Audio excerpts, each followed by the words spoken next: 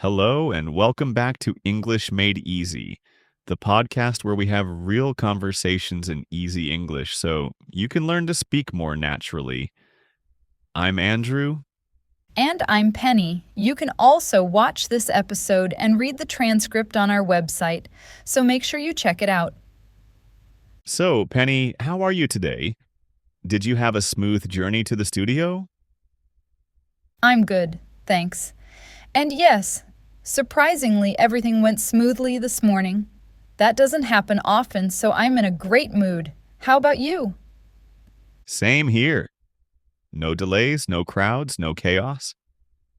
Honestly, it felt like a public transport miracle. And that brings us perfectly to today's topic: public transport. Exactly. Buses, trains, trams, the tube, all the things we use to get around.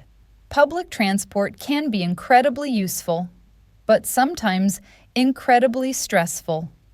Tell me about it. My journey is a bit of a process. I take a bus because I live too far from the station to walk. Then I get on the tube.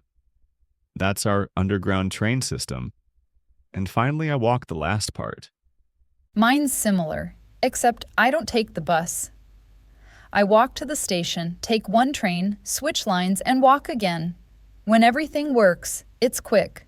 But when something goes wrong, it feels like the universe is testing me.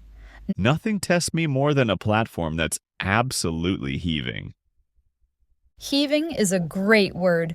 It means extremely crowded, so full of people that you can barely move. Exactly. During rush hour, it feels like everyone is trying to squeeze into the same carriage. Once someone's backpack was so close to my face, I knew what brand it was, what color it was. I just didn't know who it belonged to. That sounds horrible. And the tube trains here are tiny. They were built ages ago, so at busy times it feels like being packed into a metal sardine tin.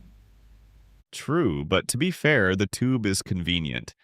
Trains run frequently, and if you miss one, another arrives in a couple of minutes. Driving into the city is a nightmare.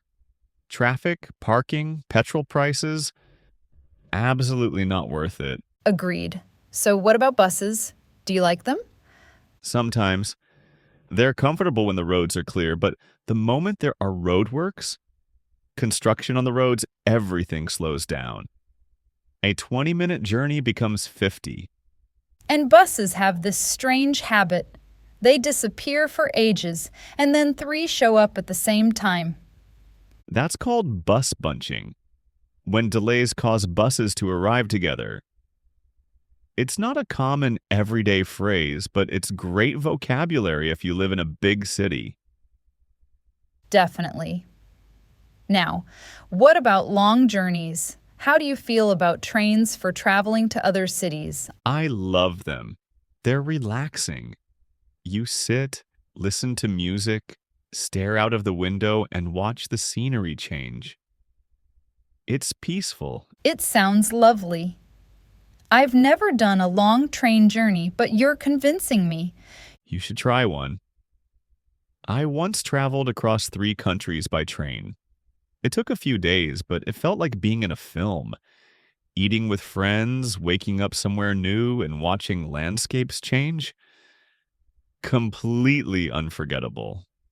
Amazing. It shows that transport isn't just about getting somewhere. Sometimes the journey becomes part of the story. Exactly.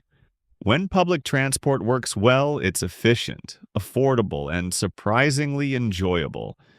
When it doesn't, well, it can ruin your mood for the entire day.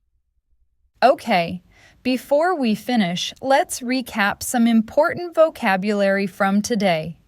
Not basic words, but expressions that make your English sound more natural. First, unpredictable. Something is unpredictable when you can't be sure what will happen, like public transport. Next, heaving. A place that's heaving is extremely crowded. Then my bus bunching, when several buses arrive together instead of separately. We also used peak times. the busiest parts of the day. And overwhelming when something feels like too much to handle. Finally, civilized, something that feels organized, pleasant, and comfortable, like a good train journey. Use these expressions and you'll sound much more natural when talking about travel and daily life. That's it for today's episode. Thanks for listening. Next time, we're talking about the seasons and why everyone seems to have a favorite one. See you then. Bye. Goodbye.